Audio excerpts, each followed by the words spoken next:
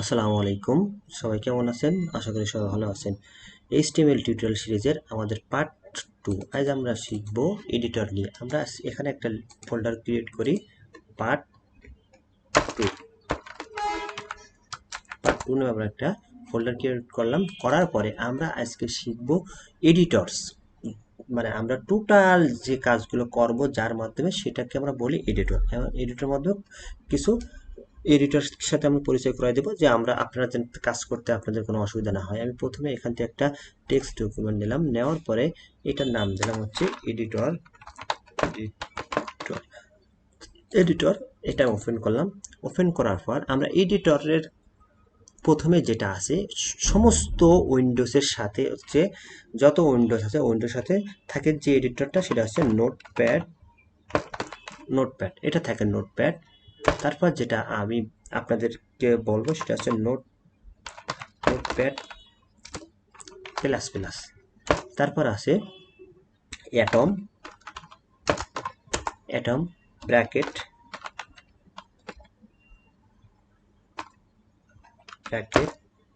তারপর আছে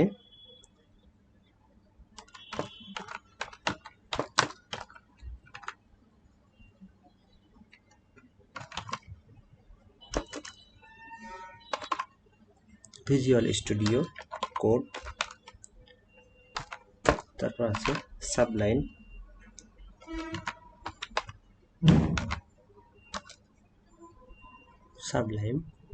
এই যে মোটামুটি আমরা এই কটা এডিটর সম্পর্কে আগে জানি। প্রথম notepad plus plus atom bracket visual studio code Sublime. এখন আমি প্রথমে আপনাদেরকে নোটপ্যাডেই দেখাবো, যেহেতু উইন্ডোজের সাথে আছে নোটপ্যাডে দেখাবো।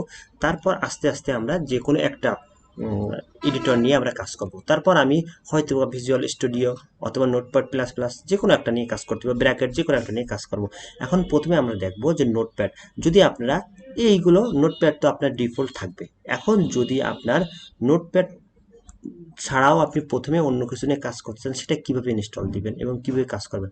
এখন যদি আমরা স্বাভাবিক নোটপ্যাড প্লাস প্লাসটাই দেখি, তো নোটপ্যাড প্লাস প্লাস দেখতে গেলে কি করব, আমরা যে কোনো একটা ব্রাউজারে গেলাম। যাওয়ার পরে যাওয়ার পরে এখানে আপনি জাস্ট খালি লিখবেন নোটপ্যাড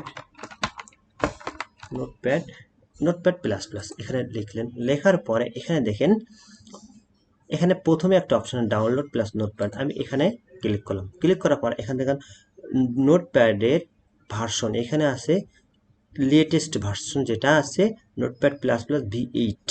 আমি এটা ক্লিক করলাম। ক্লিক করার পর দেখেন এইখানে অপশন আছে ডাউনলোড 32 বিট, ডাউনলোড 64 বিট। এখন ডাউনলোড 32 বিট, ডাউনলোড 64 বিটটা এটা আপনারা কোনটা ডাউনলোড করবেন। এখন দেখেন আমরা যখন উইন্ডোজ দিই তখন কেউ উইন্ডোজের দুইটা ওখানে অপশন থাকে, কেউ আমরা 32 বিটের উইন্ডোজ দিই, কেউ আবার 64 বিটের উইন্ডোজ দিই। এখন আপনার দেখবেন যে আপনার পিসিতে কোন বিটটা দেওয়া আছে, আপনি যে বিটটা দেওয়া আছে আপনি সেটাই ইনস্টল দেবেন। এখন যদি আপনার পিসিতে 64 বিট থাকে তাহলে আপনি যদি এটা ইনস্টল দেন কোনো প্রবলেম নেই, আপনার পিসি কাজ করবে। বাট আপনার পিসি যদি 32 বিটের হয়, আপনি যদি 64 বিটের এটা ইনস্টল দেন তাহলে কিন্তু আপনার পিসি কাজ করবে না। এখন আপনার পিসিতে যে 32 বিট কি আপনার 64 বিট এটা আপনি বুঝবেন কীভাবে? এটা বোঝার জন্য যাইতে হবে কোথায়, দিস পিসিতে যান।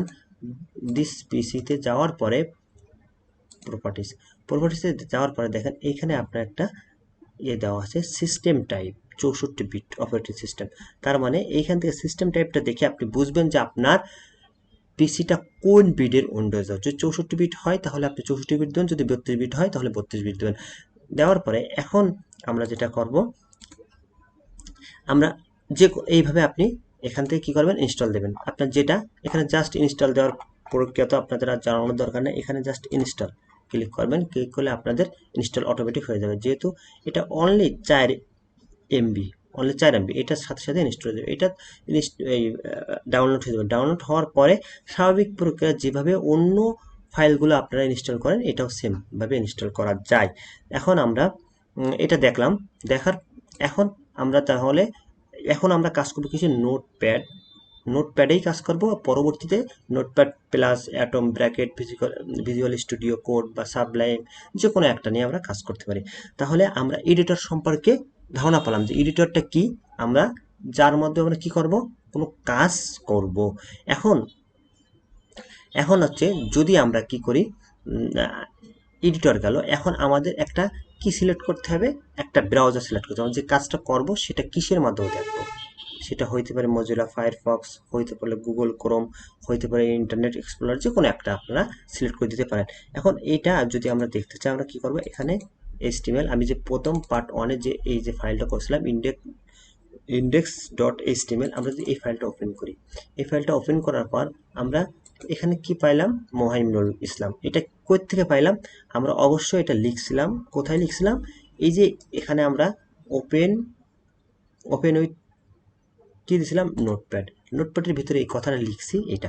কিন্তু আমরা যখন আমরা টোটালি কাজ শুরু করবো, তখন আমরা শুধুমাত্র এইভাবে এর ভিতরে, এডিটরের ভিতরে এইভাবে আমরা লিখবো না, আমরা যে কোনো একটা ট্যাগের ভিতরে লিখবো।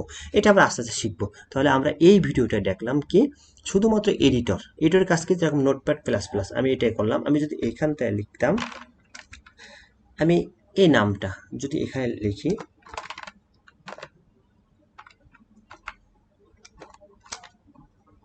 এইচ অন, এখানে এইচ অন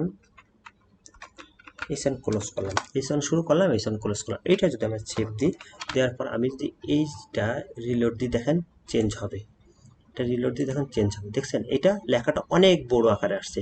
তার মানে আমি এখানে যে কাজটা করছি, এখানে যে কাজটা করছি, সেই কাজটা আমার কোথায়, আউটপুটে আউটপুটে পেয়ে গেলাম, কারণ এখানে আমি এইচ অনের ভিতর লিখছি, এইচ অনের ভিতর লিখছি, এই জন্য আমার এটা বড় হয়ে গেছে অটোমেটিক। এখন আমরা পরবর্তী আস্তে আস্তে সবকিছু দেখব। আজকের ভিডিও টিউটোরিয়াল এই পর্যন্ত, যে এডিটরের কাজ কি, এডিটর কিভাবে কাজ করে এটা।